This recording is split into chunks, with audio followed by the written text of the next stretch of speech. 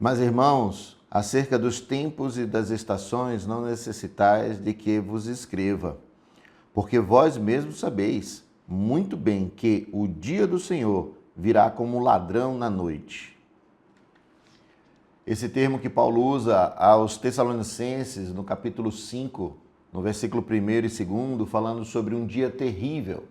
Não é o dia do arrebatamento, ou da igreja ser retirada, ou do sumiço, ou coisas do tipo que as pessoas pensam, mas sobre um dia muito difícil que virá, e que virá como um tempo de muita angústia para aqueles que não creem em Jesus Cristo como seu Salvador.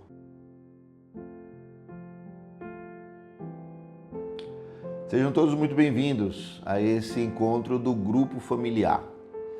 Esse tempo onde a gente pode refletir em textos com mais exatidão daquilo que a gente quer, de algum modo, aplicar à nossa vida pessoal. E agora, como falei na semana passada, nós começamos a falar sobre a mutualidade bíblica, falar sobre a unidade na igreja.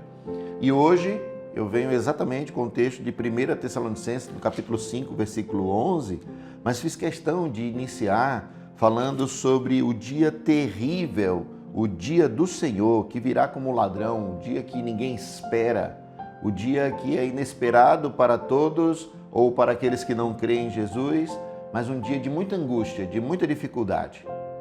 Este dia é para aqueles que não creem em Cristo, porque nós, os que cremos em Cristo, sabemos que poderemos e seremos guardados pelo Senhor, preservados por Ele, como nós vemos no livro de Apocalipse, tantos e tantas investidas do inimigo e Deus preservando o seu povo ao longo de todo o percurso de Apocalipse 6 até Apocalipse 18.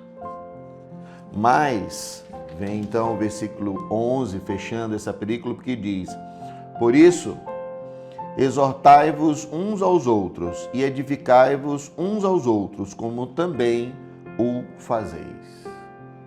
A verdade é que nós temos a obrigação de exortar, de fazer com que um ao outro sejamos exortados, e essa exortação não é a ideia de chamar a atenção para matar o outro, ou para poder arrancar o couro do outro, mas é exortar biblicamente de modo que a gente viva essa unidade bíblica, de modo que vivamos como cristãos, aguardando o dia da volta do Senhor, porque nós temos uma esperança, e essa esperança está firmada nele.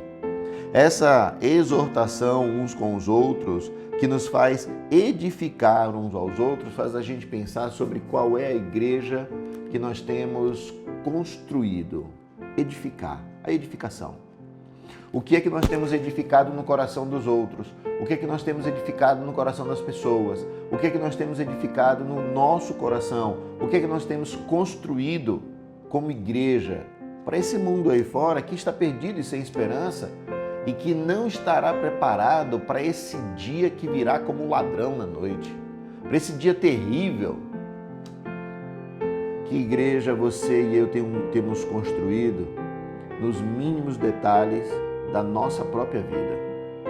Que igreja, que personalidade de Cristo, que caráter de Cristo nós temos construído com as pessoas nos nossos relacionamentos? O que as pessoas podem dizer de nós?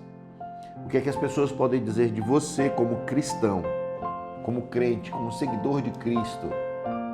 Que igreja, que relação, que mutualidade, que relacionamento nós temos construído uns com os outros?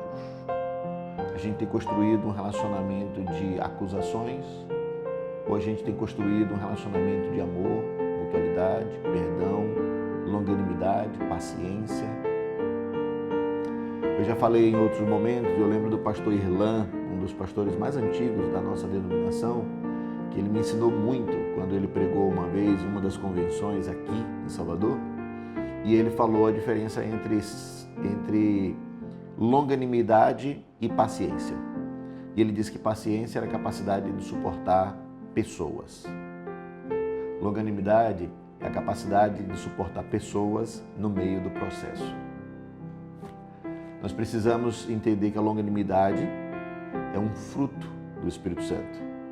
Não nasce de uma hora para outra, mas honestamente, quando ela brota e ela dá grandes e bons frutos, aonde a gente pode ter paciência com pessoas no meio do processo, nós vamos construir uma igreja pujante, fervorosa, incrível, que transmite a verdade de quem Cristo, o nosso Salvador, o é.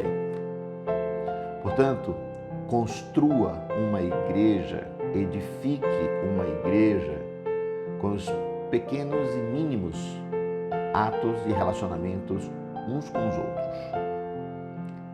Edifique uns aos outros, construa uma igreja que exalta o nome do Senhor e que Ele se alegre com a minha vida e com a sua vida. Gostaria que você perguntasse agora no seu grupo: você tem edificado as pessoas à sua volta, construído bons relacionamentos, mesmo com pessoas difíceis? Porque talvez você seja uma delas e nem saiba.